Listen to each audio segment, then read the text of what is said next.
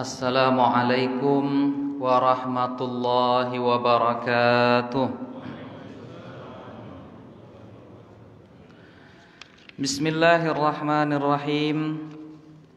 Alhamdulillahi rabbil alamin, hamdan syakirin, hamdan na'imin, hamdan yuwafi ni'amahu wa yukafi'u mazidahu. Ya Rabbana lakal hamdu kama yanbaghi li jalali wajhikal karimi wa azimi sultanik.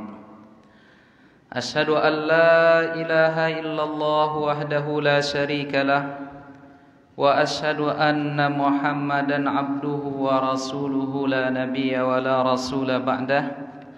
Fallahumma salli wa sallim wa barik wa an'im ala sayyidina Muhammadin wa ala alihi wa sahbihi wa man tabi'ahum bi ihsanin ila yaumiddin.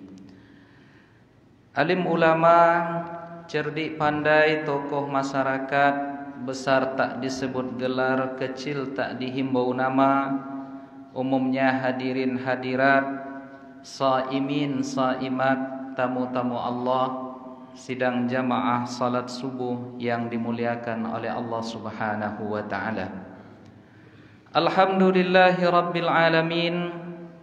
Kita kembali mengucapkan kalimat puja dan puji kepada Allah pada pagi hari yang ke-9 di bulan Ramadan tahun ini.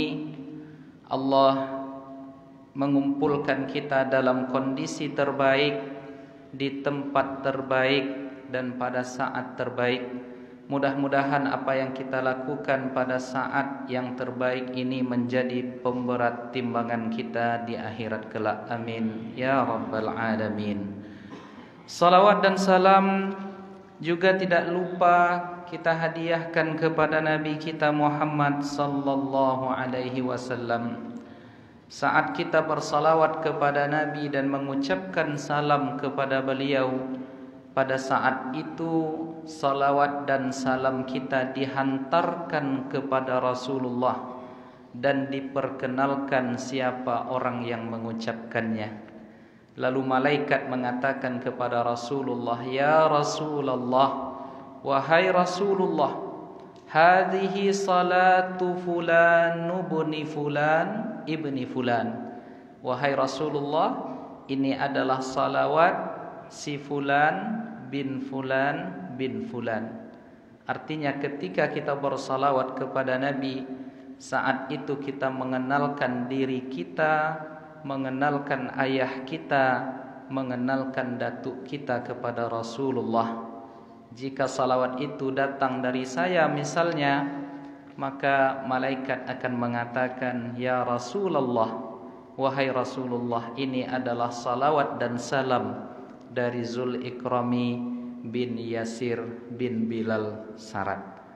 Pada saat itu kita sedang mengenalkan keturunan nasab kita, ayah dan datuk kita, yang semoga semuanya nanti mendapatkan syafaat dari Nabi kita Muhammad sallallahu alaihi wasallam. Oleh karena itu, mari kita bersalawat kepada Nabi kita dengan ucapan Allahumma salli ala sayyidina Muhammad wa ala alihi wa sahbihi wa barik wa sallim.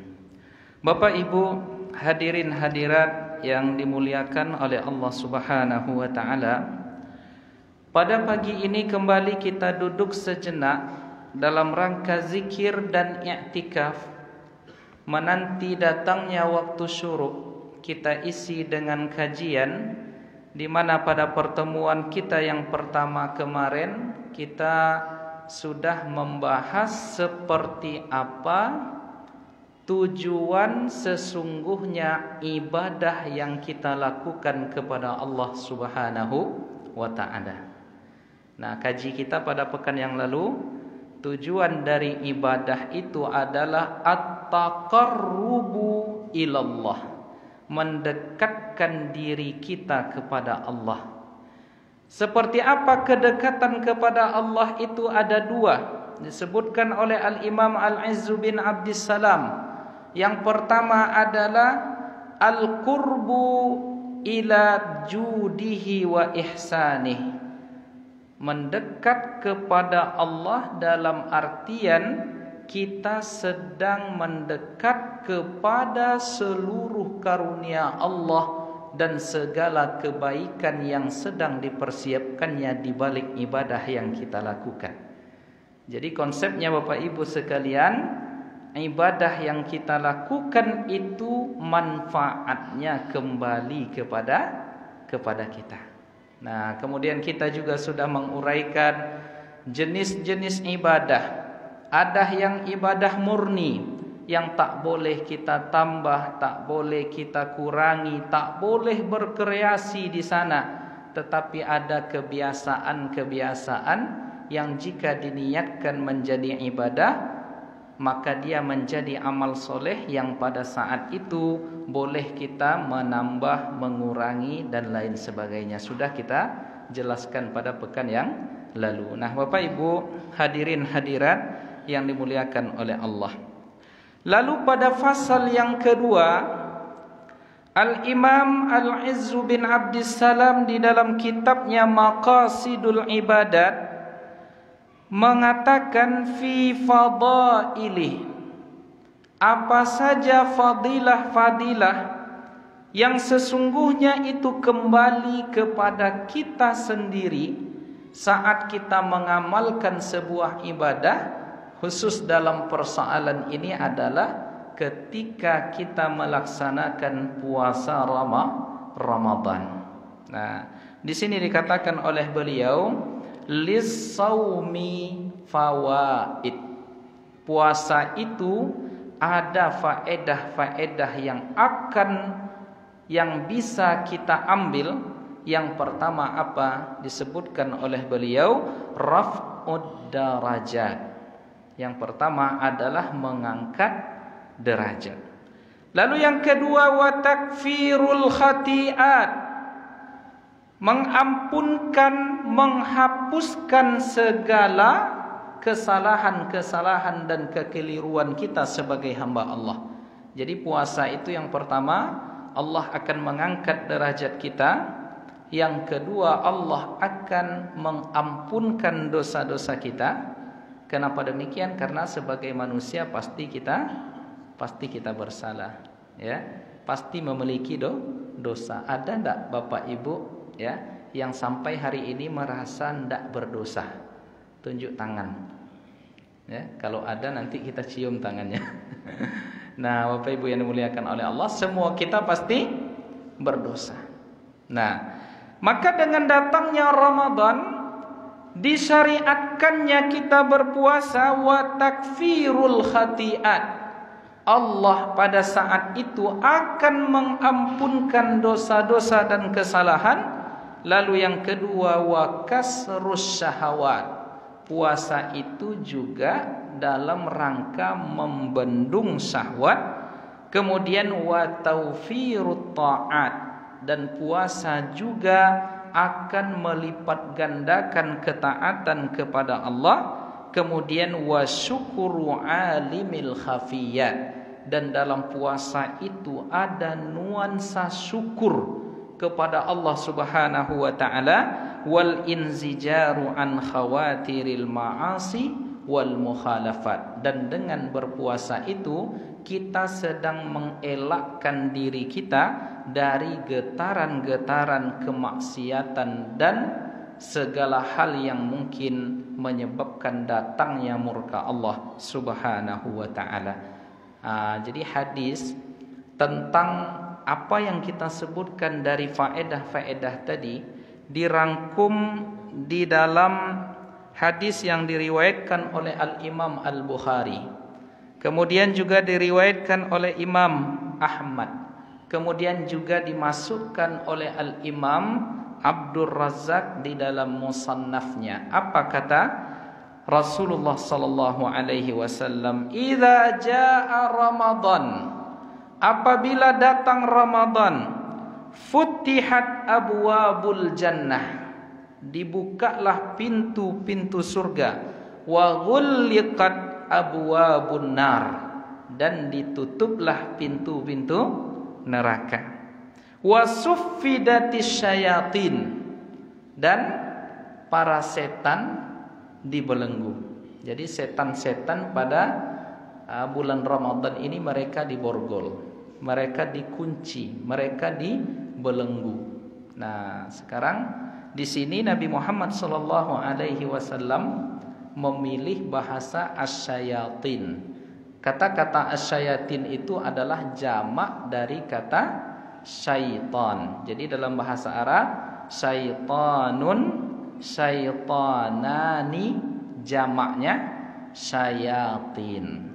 Nah, sekarang muncul pertanyaan Bapak Ibu, apa bedanya setan dengan jin dengan hantu? Nah, atau dengan jembalang tanah dengan hantu belau, apa boleh Pak? Apa bedanya tuh? Jin, setan, hantu belau, jembalang tanah, gondo. Kenal bapak-bapak nih rupanya, gondoruo. Ada lagi di majalah dulu kolor hijau. Entah apa tuh. Bapak Ibu yang dimuliakan oleh Allah. Apa bedanya jin, syaitan, iblis? Dan bahasa-bahasa yang familiar di tengah kita sekarang, hantu dan lain sebagainya. Ada yang bisa menjawab? Ya, iblis itu nama bangsa. Jin itu nama bangsa. Jadi ada bangsa jin, sebagaimana manusia itu adalah nama bangsa. Jadi ada bangsa jin, ada bangsa manusia. Wa ma khalaqtul jinna wal insa illa liya'budun. Kami tidak menciptakan bangsa jin dan segala keturunannya, wal insa, dan bangsa manusia dan segala semua keturunannya, kecuali tujuannya adalah untuk beribadah kepada Allah. Jadi jin adalah nama bangsa. Kemudian iblis adalah apa namanya tuh, jin pertama yang diciptakan dari kalangan jin. Jadi kalau boleh dibahasakan, orang pertama di bangsa jin itu adalah iblis, ya, maka namanya adalah iblis. Nah, inilah jin pertama yang dulu diperintahkan oleh Allah dia untuk sujud kepada Nabi Adam. Fasajadu, para malaikat itu semuanya sujud, illa iblis, kecuali iblis ini. Jadi iblis itu Pak adalah bisa dikatakan iblis itu orang. Jadi anggaplah orang pertama di bangsa jin yang diciptakan oleh Allah Subhanahu wa taala. Lalu sebagaimana Adam adalah manusia pertama yang diciptakan di kalangan bangsa manusia. Lalu syaitan itu apa? Didefinisikan oleh para ulama kita, syaitan itu adalah kullu mutamarridin, setiap yang pembangkang, pelawan, tak mau diatur, baik dari kalangan jin ataupun di kalangan manusia, itulah yang dinamakan dengan setan. Jadi setan ada enggak dari manusia, Pak? Kok tahu? Pernah jumpa? Gimana, Pak? Oh, pembangkang. Jadi setiap yang tak mau taat, setiap yang membangkang, setiap yang tamarrud, dan setiap yang jauh dari ketaatan kepada Allah, maka dinamakan dengan syaitan. Jadi kalau ada misalnya seorang ibu memanggil anaknya setan wa anak, berarti maknya tuh jadi insya Allah ibu-ibu di sini tidak ada yang mengatakan demikian. Jadi kalau bisa Bapak Ibu, semarah apapun kepada anak kita, ya, ucapkanlah yang baik-baik, karena kita tidak tahu, bisa jadi kalimat kata-kata yang muncul dari ayah dan anak, dari ayah dan ibu terhadap anaknya itu bisa jadi dia menjadi doa, dan bisa saja pada saat kita mengucapkan kalimat-kalimat itu bertepatan dengan sa'atul istijabah, saat-saat Allah mengabulkan doa. Jadi kalau bisa ibu-ibu kalau kesal ke anak, tetap juga yang dikeluarkan itu yang yang baik-baik, ya. Karena ada tetangga saya dulu Pak, kalau sudah marah sama anaknya, semua jenis makhluk di kebun binatang disebutnya.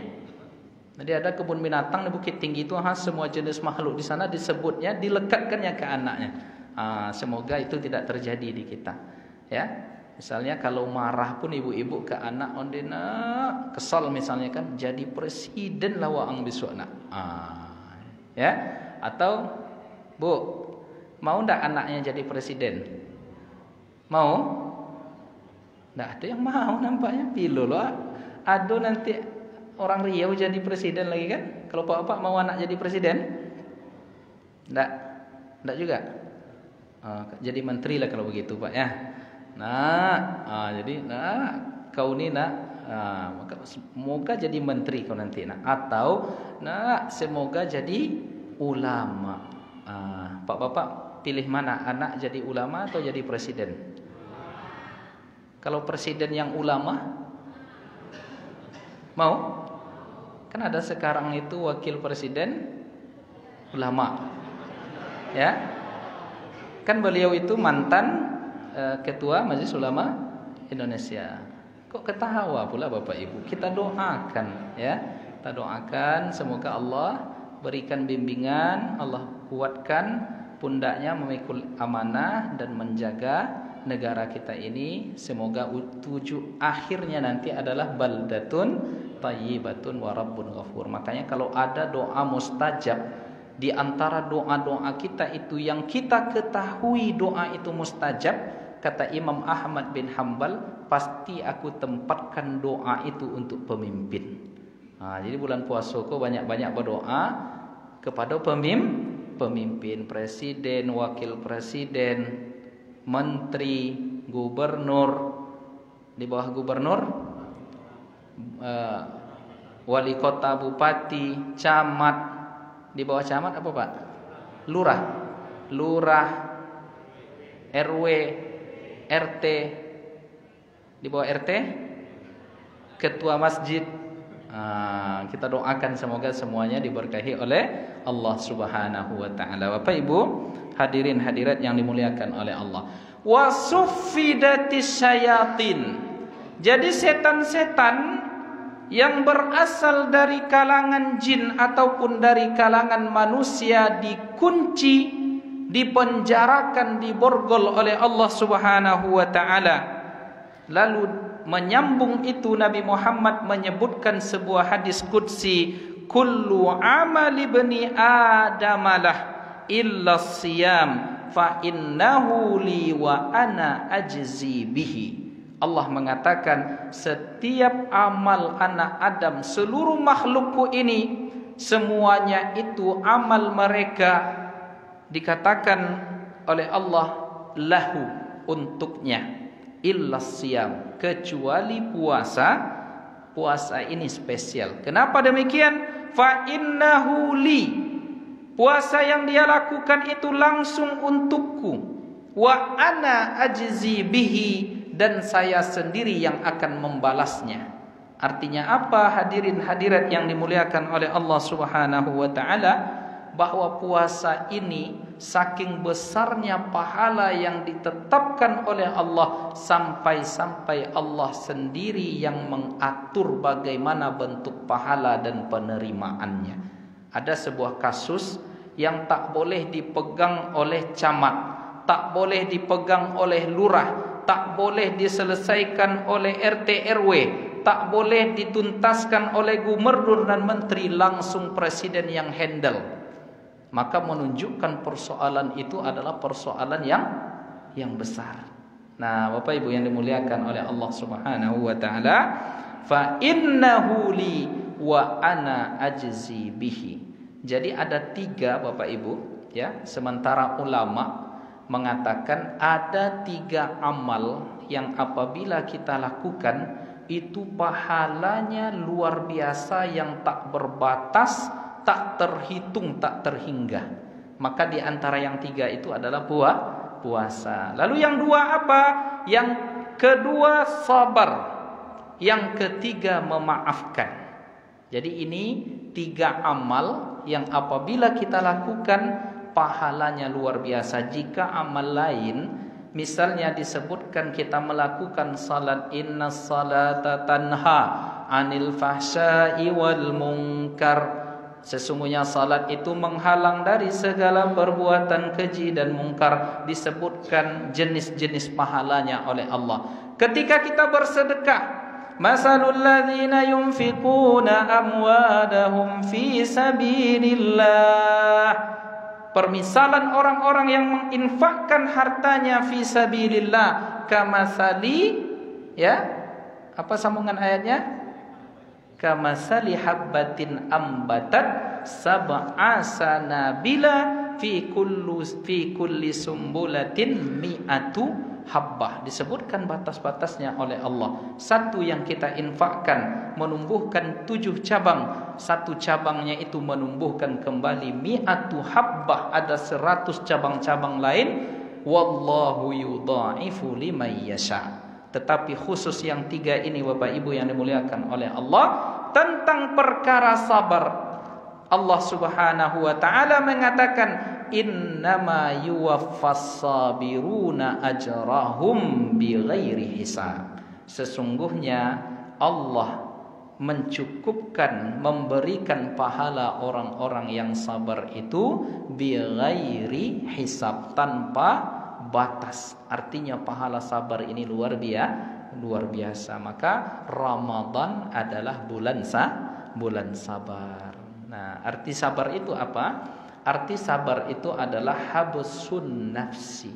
Bagaimana kita pada saat dentuman pertama bisa menahan, ya, baik perbuatan, baik lisan, jangan sampai mengeluarkan kalimat-kalimat yang dimurkai oleh Allah. Itulah yang disebut dengan sabar. Jadi sabar itu kita bagaimana menahan diri kita saat benturan pertamanya. Makanya Rasulullah sallallahu alaihi wasallam suatu ketika melihat ada seorang wanita yang ditimpa musibah, anaknya meninggal, dia datang ke kuburan anaknya. Lalu dia menangis di kuburan anaknya. Lalu lewatlah Rasulullah sallallahu alaihi wasallam. Apa kata Nabi kepada perempuan yang meninggal anaknya ini?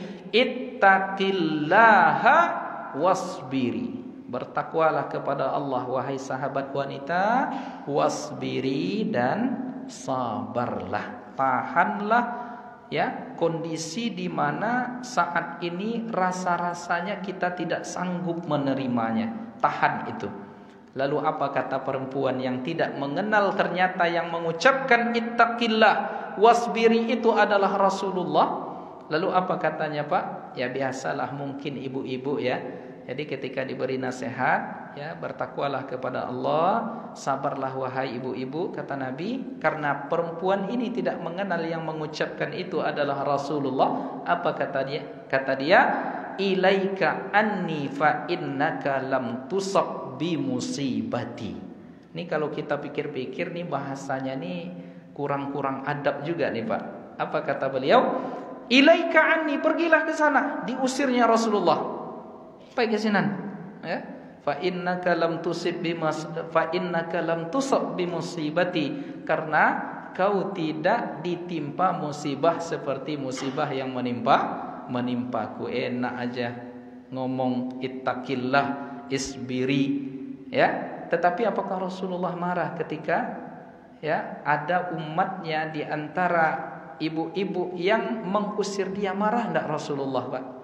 Subhanallah, Masya Allah, inilah akhlak Rasulullah itu, ya. Akhlak Rasulullah itu, ya, ketika diperlakukan dengan tidak sopan, Rasulullah memberikan contoh teladan yang sangat indah.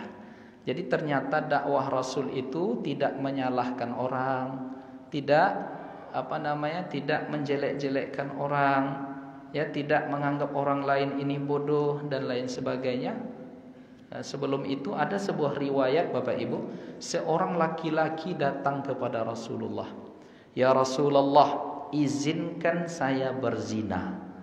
Jadi maaf cakap, dia ingin kehidupan bebas. Ya, kalau ada jamaah masjid Muhajirin datang ke saya, Ustaz, saya sholat, saya zakat, saya puasa, tapi saya minta izin satu Ustaz. Apa itu? Izinkan saya berzina Ustaz. Kira-kira kalau ambo tuh datang apa-apa ada itu apa yang akan ambo lakukan tuh Pak? Ambo tekek mungkin tuh, ya, ambo tinju mungkin. Ini kok malah meminta sesuatu yang diharamkan oleh Allah. Tetapi apa respon Rasulullah?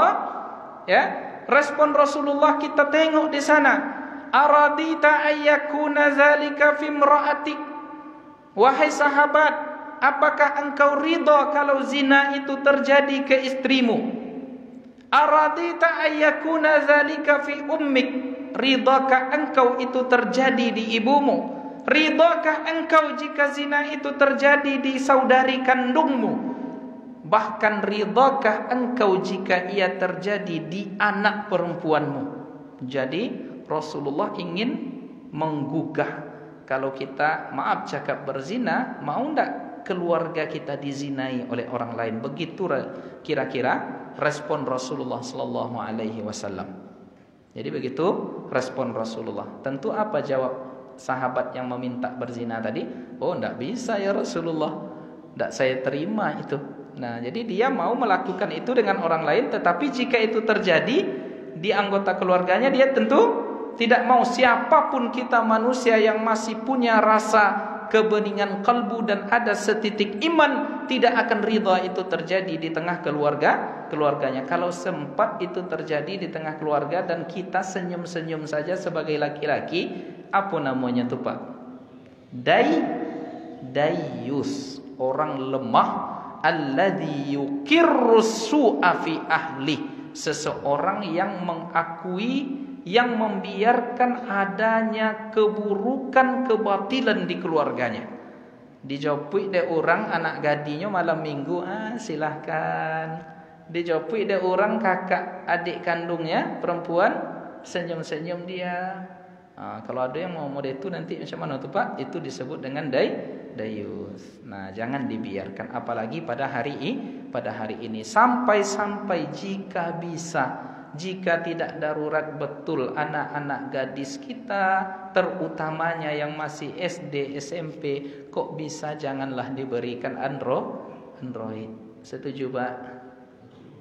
Tak sepakat nampaknya setujunya nih. Ya, kalau bisa, kalau tak darurat betul, atau kalaupun darurat kita bisa mengontrol, itu bagus juga, ya. Jadi Rasulullah menghujam ke kalbunya demikian. Ya, apakah engkau ridha itu terjadi di anggota keluarga perempuanmu semua? Tidak ya Rasulullah. Nabi mengatakan fazak, begitu jugalah orang lain wahai sahabat. Lalu sadar dia, ternyata dalam dakwah tuh tak bermanfaat betul kita nyebut-nyebut bid'ah tuh Pak. Tak manfaat betul kita nyebut fasik. Tak bermanfaat betul kita nyebut kafir, musyrik, lain sebagainya. Nabi dakwahnya tak pernah menyebut itu. Padahal yang diminta oleh sahabat ini adalah dosa besar. Apakah Nabi mengatakan kok bid'ah kan? Ternyata tidak manfaat Bapak Ibu. Jadi maaf cakap sebagai pelajaran bagi kita.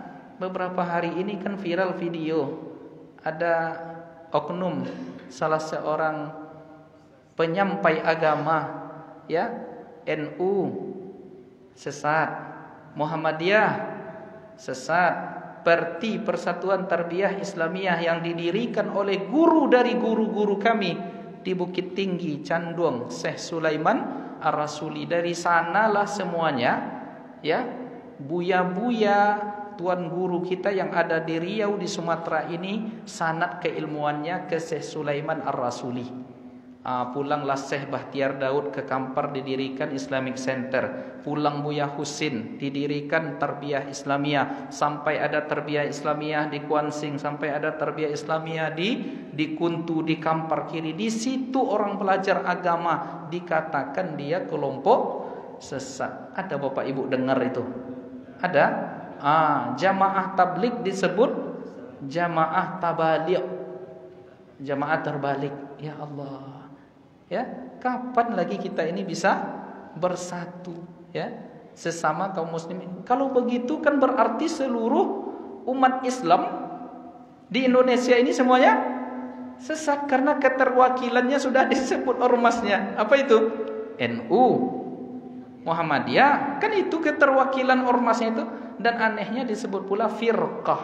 Padahal NU, Muhammadiyah, Parti Jamaah Tabligh itu bukan firqah. Ya, itu hanya ormas, ya, organisasi masyarakat Islam yang ada di Indonesia yang semuanya masih ahlus sunnah wal jamaah. Yang masih ahlus sunnah disesatkan. Innalillahi wa inna ilaihi raji'un. Sampai menyebut nama salah seorang ustaz, dikatakan bodoh. Setuju Bapak Ibu dengan dakwah seperti ini?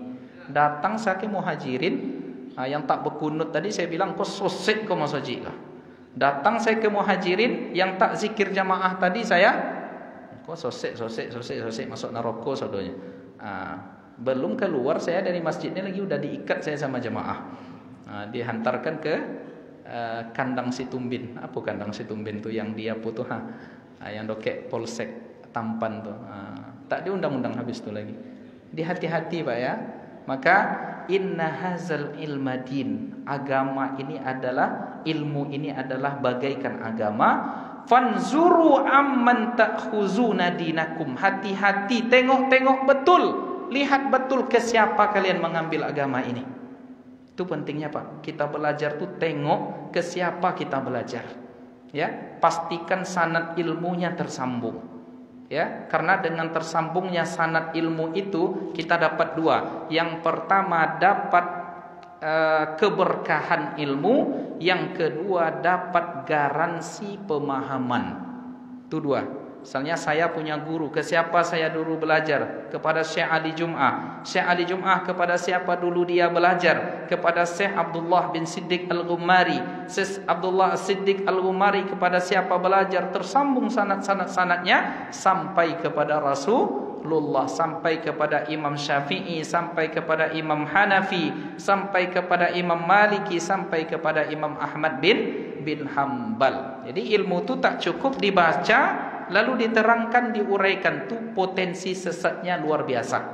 Dapat satu hadis nanti disimpulkan hadis itu sendiri. Apa contohnya? Umirtu an uqatilan nas hatta yashhadu an la ilaha illallah. Saya diperintahkan untuk membunuh, memerangi manusia seluruhnya sampai mereka mengucap syahadat. Nampak orang-orang yang non muslim di Subrantas tuh tembak, bunuh. Apa? Saya mengamalkan hadis. Ya, hadisnya ada. Itu kan kacau itu. Ya, nampak lagi sebuah hadis, dibaca sebuah hadis, la'anallahu zawaratil kubur. Allah melaknat orang-orang yang ziarah kubur. Nampak orang ziarah kubur, dituduhlah orang ziarah kubur ini menyembah kuburan. Padahal ziarah kubur itu hanya mengingatkan kita kepada akhirat. Bahkan ada Bapak Ibu, entah sudah saya sampaikan di sini entah belum, ada seorang ulama namanya Syekh Mar'i Al-Hambali. Syekh Mar'i ini bermazhab Hambali. Ya.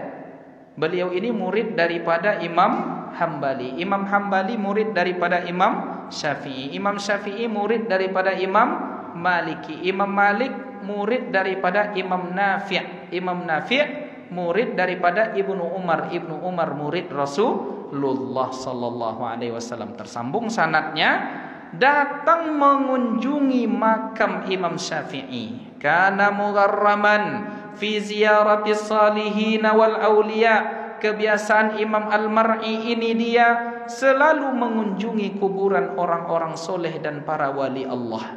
Mazhabnya Hambali itu Pak.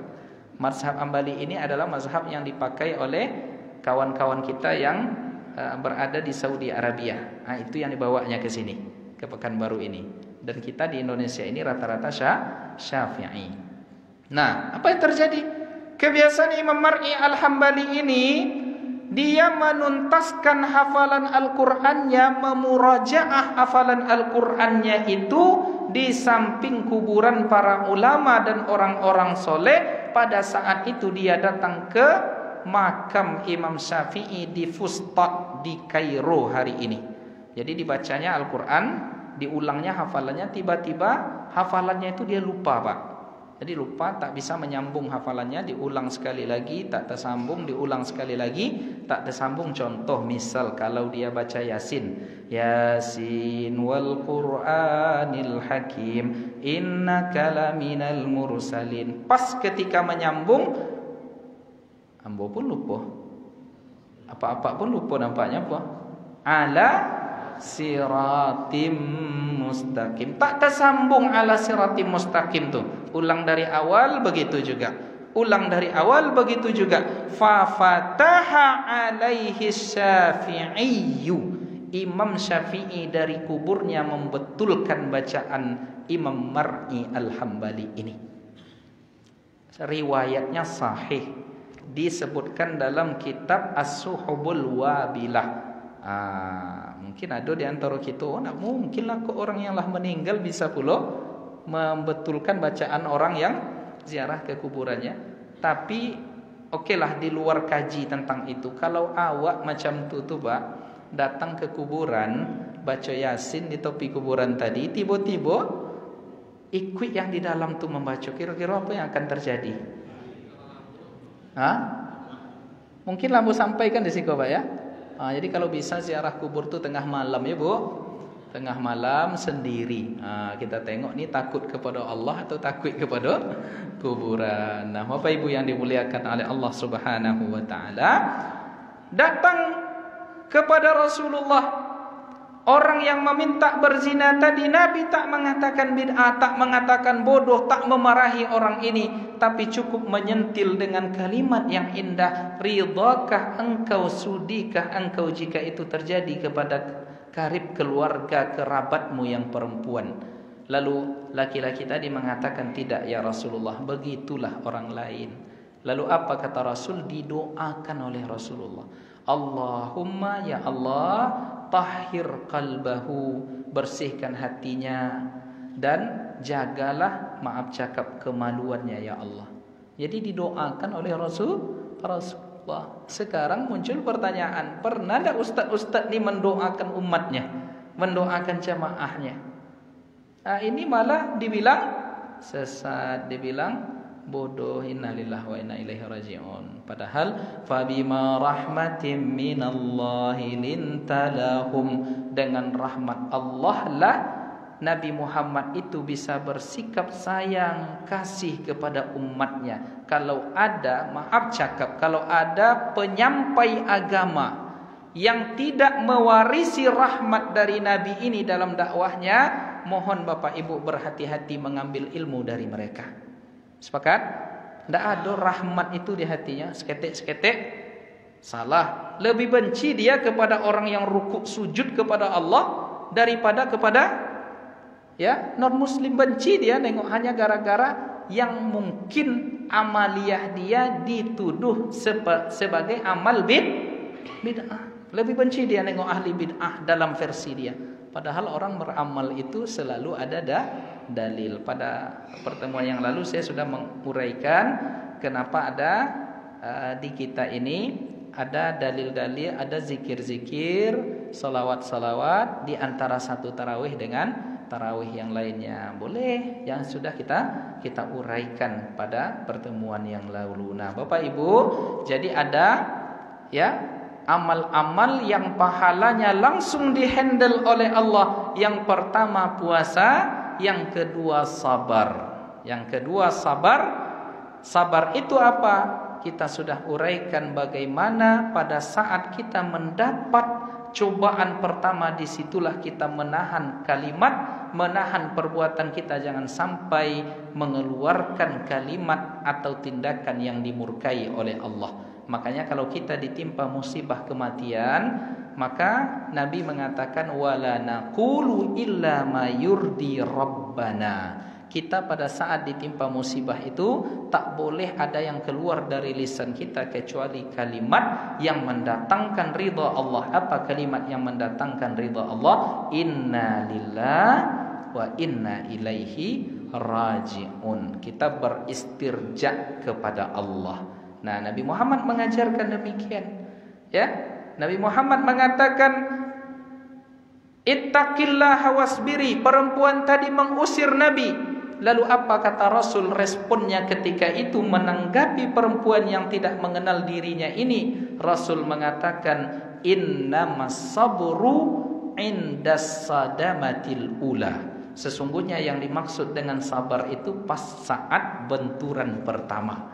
Jadi pas saat kena itu, disitulah dilihat ini sabar apa tidak. Contoh terjatuh misalnya Pak. Pas terjatuh tadi yang keluar apakah ondema atau astaghfirullah? Di situ kita tengok ini sabar yang terhubung kepada Allah kah atau sabar yang belum lagi kalbunya terhubung kepada Allah. Kan ada tuh orang terjatuh terpeleset, yang keluar maaf cakap ada yang bercarut, ada yang yang mengatakan ondema gitu kan.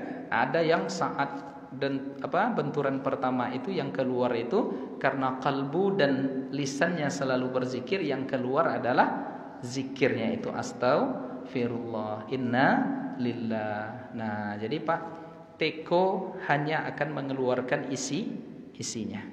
Ya, jadi kalau di dalamnya air teh, yang keluar tentu air teh. Kalau di dalamnya kopi, yang keluar adalah kopi. Kalau yang di dalamnya teh taluh, kok nyebut makanan, minuman pula awak pagi, nak awak puasa kan? Jadi apa yang ada di dalam itulah yang keluar. Jadi kalau mengatakan orang bodoh, orang sesat, berarti di dalamnya bermasalah itu. Ya Pak ya. Kalau mengatakan orang bodoh, orang sesat, ya dia menyampaikan agama dengan cara seperti itu, berarti di dalamnya bermasalah. Kita doakan, ya, kita anjurkan dia bertaubat kepada Allah. Ya, karena MUI melalui Ustadz Dr. Mawardi sudah mengeluarkan pernyataan, ya, di antara saran beliau bertaubat dan minta maaf kepada seluruh umat Islam. Ya, bagi yang tak tahu kasus ini ya tak apa-apa, jangan pula dicari.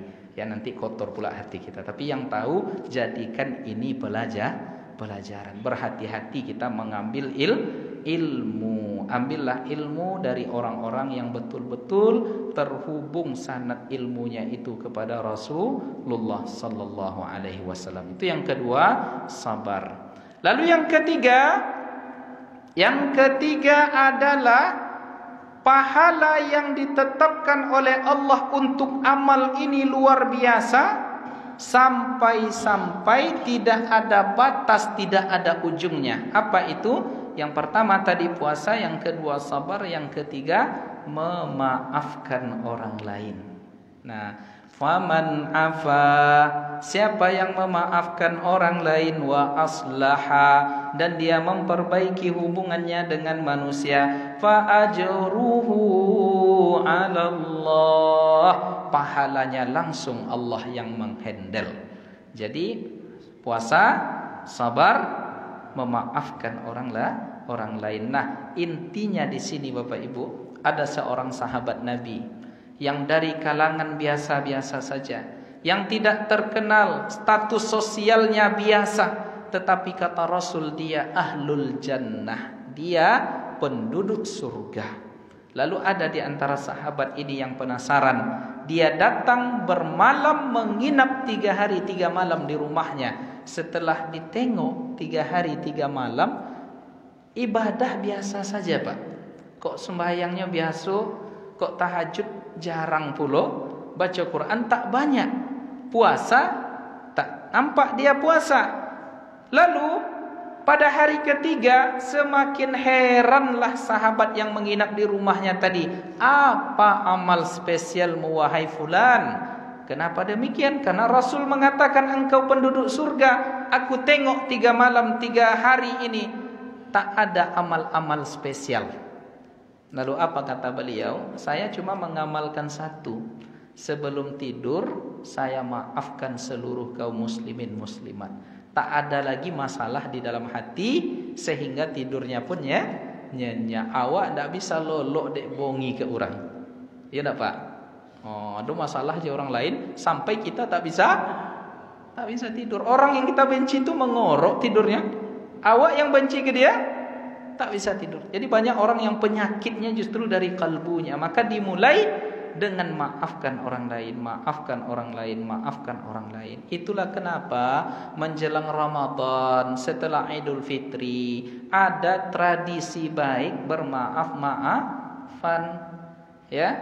Walaupun di zaman Rasulullah setiap bertemu para sahabat, nabi, tabi'in, mereka mengucapkan doa taqabbalallahu minna wa minkum. Semoga Allah terima amalku, amal kita dan amalmu. Lalu ada tradisi pula halal bihalal di negeri kita ini. Halal bihalal. Halal bihalal itu kan istilah, cuma isinya adalah silaturahim dan maafan. Ada dalilnya, ada. Ya, suatu ketika dalam riwayat Abu Hurairah ini adalah sahabat Nabi yang paling banyak meriwayatkan hadis Nabi. Dalam riwayat Abu Hurairah di dalam Sahih Bukhari juga tercatat, di Sahih Muslim juga tercatat. Apa kata Rasulullah sallallahu alaihi wasallam? Man kanat lahu mazlamatun. Siapa yang punya hutang kezaliman terhadap saudaranya. Jadi kita ini kan banyak hutang berbuat zalim ke orang lain. Maka hendaklah dia, apa kata Rasul? Falyatahallalhul yaum. Halal bihalalkan hari ini. Jadi kata halal bihalal itu diambil dari hadis Abu Hurairah ini. Falyatahallalhul yaum. Maksudnya halalkan, upayakan kehalalan terhadap persoalan yang menyangkut dengan manusia, kezaliman yang terjadi ke orang lain. Apa kata Rasul? Min qabli ayyakuna dinarun wala dirhamun. Sebelum datang hari kiamat nanti yang tak bermanfaat dinar dan dirham. Jadi kiamat nanti tak ada gunanya kekayaan yang kita simpan, tak ada gunanya jabatan yang kita emban, tak ada gunanya.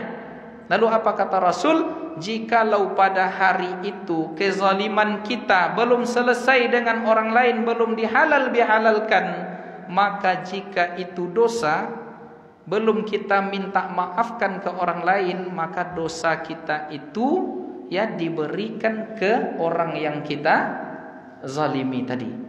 Itu kalau ada amal baik kita. Kalau ternyata kata Rasul tidak ada amal baik kita, kita yang mengambil dosa orang yang kita zalimi itu.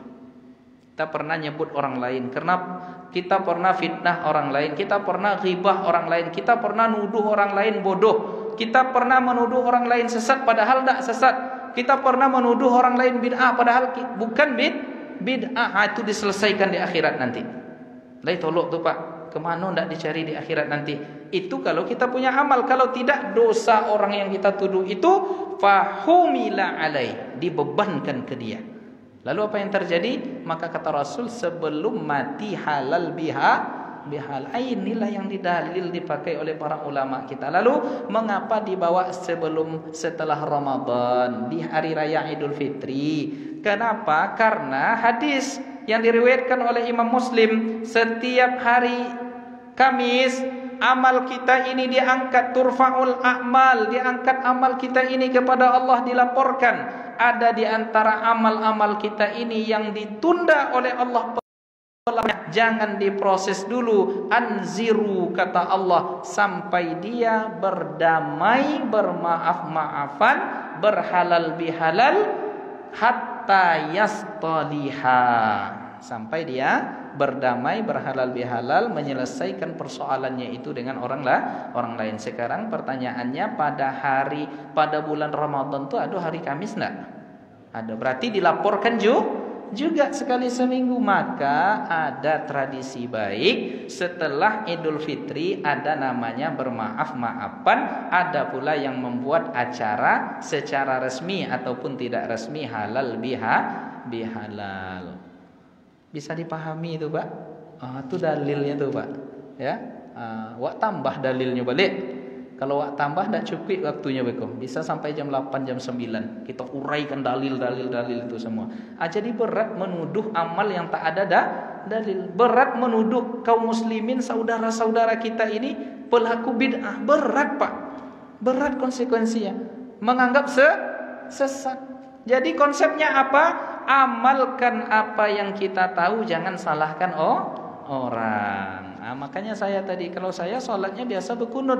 Tapi ketika imam tak berkunut, tak boleh saya memandai-mandai sendiri berkunut, tak boleh itu. Ya. Tapi kalau imam berkunut, kita pun ikut. Innama ju'ilal imamu liyutamma bih, kata Rasul. Dijadikan imam, adanya imam dalam salat berjamaah demi untuk diikuti. Kok imamnya kunutnya tak kunut dah, ya? Atau imam tak kunutnya kunut sendiri. Imam lah sujud, Allahumma hdina fi man hadait. Maaf. Itu namanya meleset, Pak.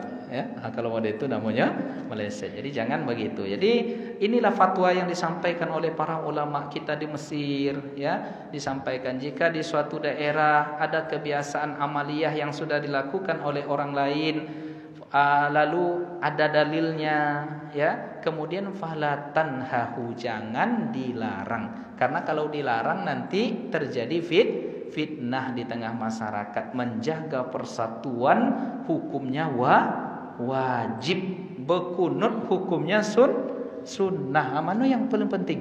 Menjaga persatuan. Berzikir berjamaah hukumnya sunnah, disebutkan oleh Al-Imam As-Suyuti di dalam kitabnya yang berjudul Al-Jahru Bizikri, tentang zikir-zikir yang dijaharkan itu. Di antaranya setelah tarawih, setelah witir, Rasulullah itu setelah witir mengucapkan Subhanal Malikil Quddus 3 kali, wa rafa'a bihi sautahu, dan diangkat suaranya, terdengar oleh orang. Itulah kita kenapa setelah tarawih itu mengucap Subhanal Malikil Quddus, Subhanal Malikil Ma'bud. Nah, kalau sudah ada di daerah itu yang seperti itu pengamalannya, jangan kita larang. Sebagaimana jika pengamalannya tidak ada, jangan pula dibuek buek, karena yang perlu kita jaga itu adalah persatuan. Kita ingin masuk surga berjamaah, ya tak, Pak? Jadi jangan bapak saja masuk. Mau kita berjamaah masuk surga? Kalau tak jumpa saya di surga nanti cari, ya Pak. Ya Pak, ya. Karena kita bisa, insya Allah, ya, bisa saling memberi syafaat karena kita pernah berkumpul dalam kondisi kebersamaan dalam ketaatan di masa kita hidup di dunia ini di Masjid Muhajirin. Jadi kalau tak ketemu saya nanti tolong cari saya. Tapi kalau saya duluan masuk tak ketemu bapak, saya cari bapak nanti. Ya, siap? Siap. Saling mencari. Ya Allah, kami dulu pernah mengadakan kajian Ramadan di Masjid Muhajirin dengan hamba-hambamu yang mereka tulus ikhlas, ya Allah, rukuk sujud kepada Engkau, ya Allah. Berkumpul kami dalam majlis ilmu, ya Allah. Tak ketemu saya hari ini di surga, tolong masukkan dia ke surga, ya Allah. Itu dalam sebuah riwayat disebutkan bisa Allah itu memberikan, ya, dengan rahmatnya syafaat dari kita itu diberikan kepada saudaranya yang sudah ada di neraka. Apa dalilnya? Lagi-lagi kan banyak orang tanya dalil. Kita berikan dalil. Qalu wa ma lana min syafi'in.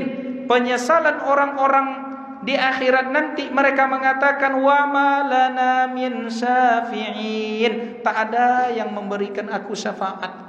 Masuk neraka tak ada yang memberikan syafaat, ya Allah. Itu penyesalan di akhirat nanti.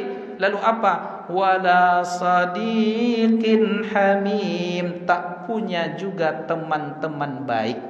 Maka disimpulkan, kalau tak salah oleh Al-Imam Sufyan Ats-Tsauri, menyimpulkan teman-teman yang soleh yang pernah bersama dalam kebaikan, dalam komunitas kebaikan, bisa memberikan syafaat.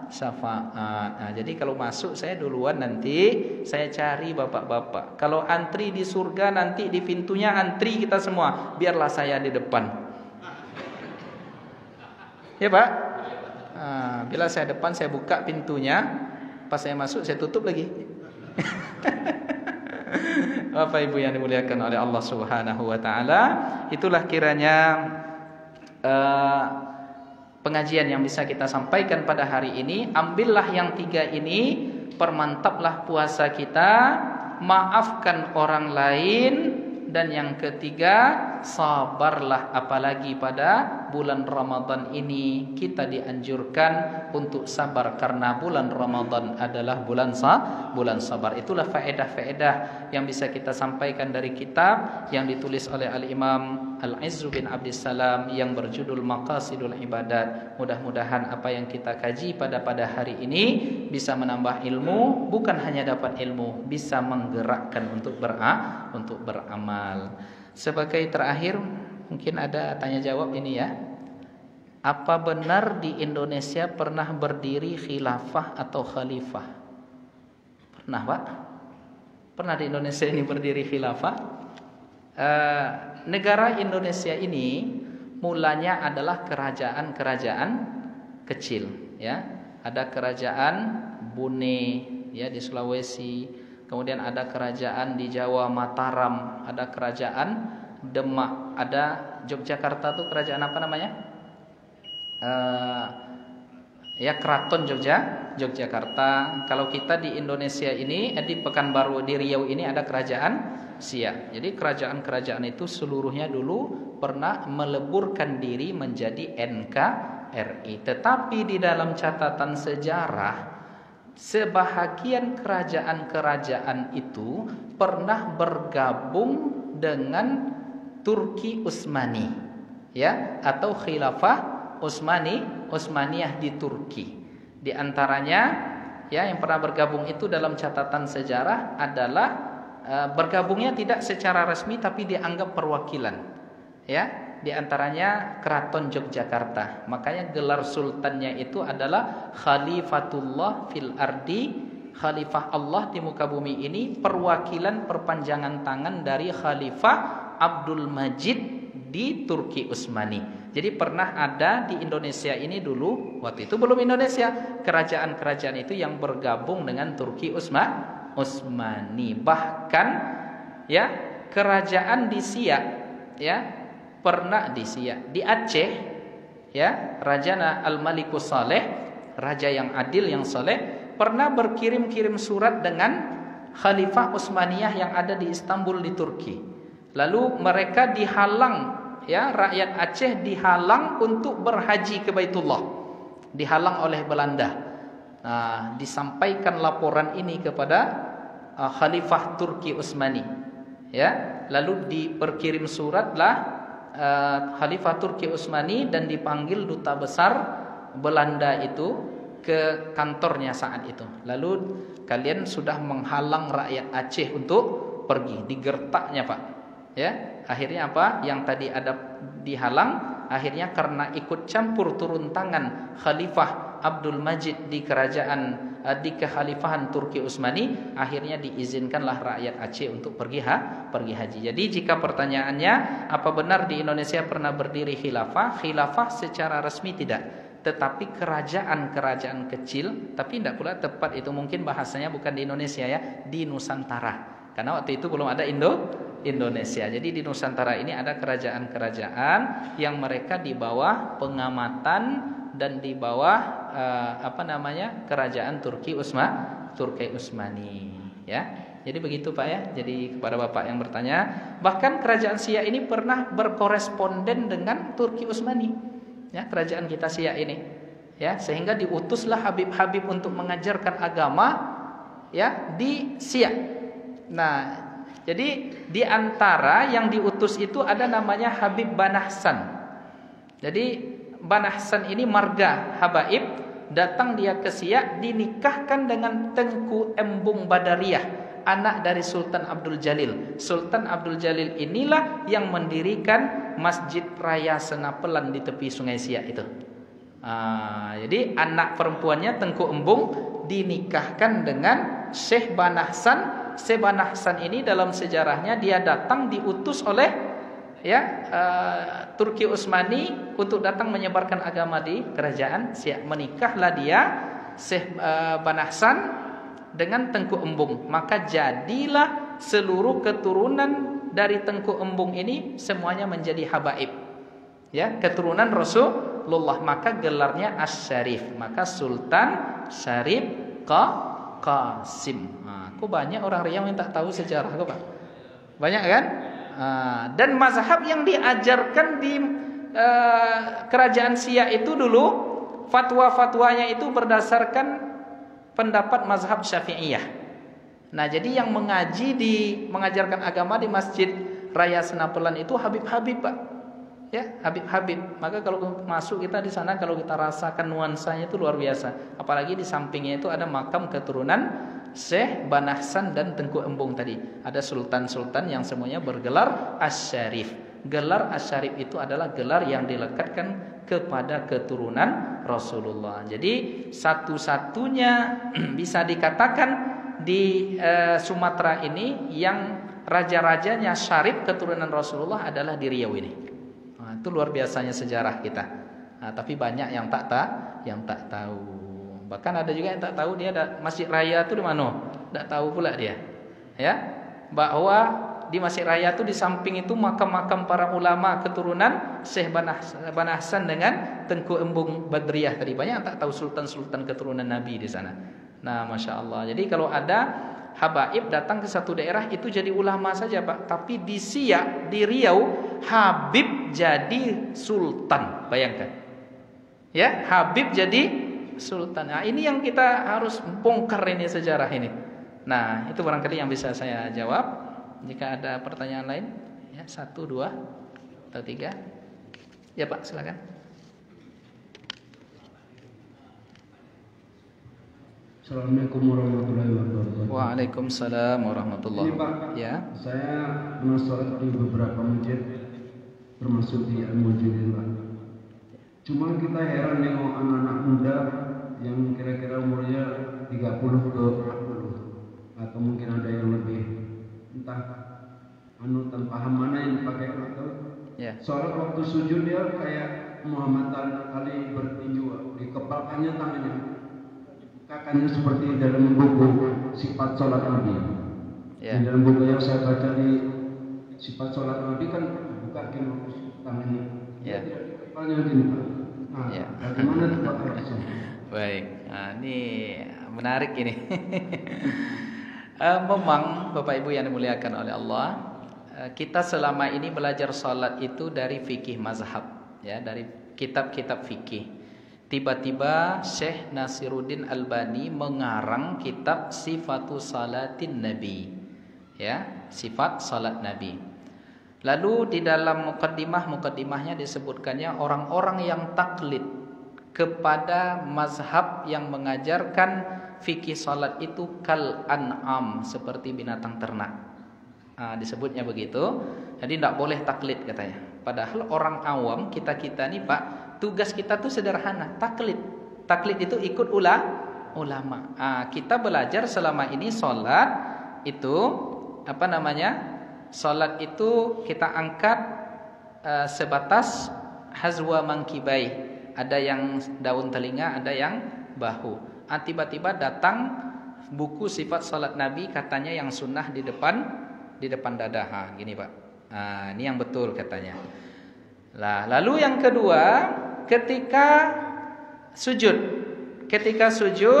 di dalam kitab fikih kita pelajari kaki itu direnggangkan. Tiba-tiba di dalam sifat salat Nabi katanya dirapatkan. Nah, lalu di dalam kitab fikih kita belajar bahwa bangkit dari sujud itu, dari duduk itu, ketika berdiri kembali kita membuka tangan kita. Di dalam sifat salat Nabi meninju lantai, ya, mengepal lantai. Nah, jadi begini, Pak. Jadi hadis-hadis tentang salat itu banyak macam ragam, ya. Apakah mau seperti ini kita takbir, ataukah setentang dengan bahu kita, atau setentang dengan dada, semua hadisnya sahih. Semuanya ada hadisnya. Ya. Mau diletakkan di atas dada, atau di bawah dada, atau di atas perut, di atas pusar, semua hadisnya ada. Nah, bisa dikatakan kekeliruan dari Syekh Albani, dia mengambil satu pendapat, tapi yang lain disalahkannya. Padahal riwayatnya banyak, seperti ruku itu kaki dulu atau tangan. Semua riwayatnya ada, tapi oleh sebahagian penyampai agama, kajian agama, dibenarkannya yang ini, disalahkannya yang ini. Mau taruh di sini, ada riwayatnya semua. Yang salah taruh di sini. Itu tidak ada riwayatnya tuh. Ya, Allahu Akbar taruhnya di leher tuh ya, tidak ada riwayatnya tuh. Nah, jadi Bapak Ibu sekalian, jadi khusus tentang mengepalkan tangan tadi ketika bangkit dari sujud atau bangkit ke rakaat berikutnya, ada hadisnya Pak. Hadis riwayat Abu Dawud kalau tak salah. Tetapi riwayat Abu Dawud ini di dalam kajian-kajian fikih tak dipakai oleh Sadah Syafi'iyah karena mereka menganggap membuka tangan itu lebih kuat secara dalil. Tapi kita tak menyalahkan kalau ada yang mengepalnya, silahkan. Tapi lebih kuat secara dalil kalau tidak dikepalkan. Nah, jadi inilah yang jadi persoalan di tengah masyarakat kita. Datang buku sifat salat Nabi, hancur semua bentuk salat-salat kita yang kita belajar dari fikih mazhab selama ini. Bahkan kalimat wa'fu anni itu bid'ah katanya. Rabbighfirli warhamni wajburni warfa'ni warzuqni wahdini wa'afini, sampai wa'afini saja katanya. Tidak boleh tambah wa'fu anni. Itu saya ada tulisan yang bagus tentang itu, tapi nantilah ya kita bahas di kajian fikih. Kalau mau Bapak Ibu nanti kita buat kajian fikih tentang amaliyah yang selama ini maaf cakap disalahkan oleh sebahagian kelompok. Kita jawab nanti dengan dalil-dalil. Ya, misalnya berdoa. Ya, mengapa kita berdoa setelah sholat? Ya, lalu setelah berdoa kita usap ke wajah, katanya itu bid'ah. Kita jawab nanti di kajian fikih. Mengusap wajah setelah berdoa. Kita jawab nanti. Banyak yang bisa kita kaji lagi nanti. Mudah-mudahan setelah Ramadan kita buat kajian-kajian seperti itu nanti. Boleh dengan siapapun, dengan Dr. Mawardi boleh, dengan saya boleh. Buatlah kajian-kajian rutin seperti itu. Jadi kalau bisa kajian-kajian kita ini lebih fokus lagi Pak. Jadi tidak pagi Sabtu, pagi Minggu tuh kajian bebas saja enggak.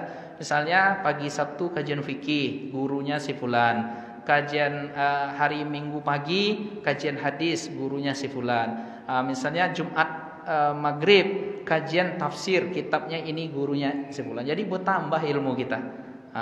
Jadi begitu Pak ya. Jadi boleh, kita tidak menyalahkan, tetapi di dalam mazhab Syafi'i hadis itu ada hadis yang lebih kuat yang menyatakan ya, dalam persepsi, dalam pandangan mazhab Syafi'i yang mengatakan lebih kuat tidak dikepalkan. Jadi begitu Pak ya. Alhamdulillah masih sholat mereka Pak ya. Ya begitu ya. Begitu Pak ya. Ya, demikian. Semoga kajian kita ini bermanfaat. Jika ada yang tidak kita sepakati, tidak apa-apa. Yang penting kita selalu menjadi mukmin yang bersaudara. Innamal mu'minuna ikhwah. Karena saya yakin nih bapak-bapak, ibu-ibu ini pasti ada juga yang tak sepakat ya, karena ngaji dengan ustaz lain. Tidak masalah. Innamal mu'minuna ikhwah. Kita ustaz-ustaz ini tidak tergantung jamaah Pak ya, tetapi ustaz yang mengatur jamaah. Jangan pula jamaah yang mengatur ustaz. Kan ada sekarang ustaz kajinya ini aja lah ustaz katanya kan, dia pula yang mengatur ustaz. Ya demikian yang bisa kita sampaikan. Semoga semuanya diberkahi oleh Allah. Kita tutup dengan doa kafaratul majlis. Subhanakallahumma bihamdika asyhadu an la ilaha illa anta astaghfiruka wa atubu ilaik. Billahi taufik wal hidayah. Assalamualaikum warahmatullahi wabarakatuh.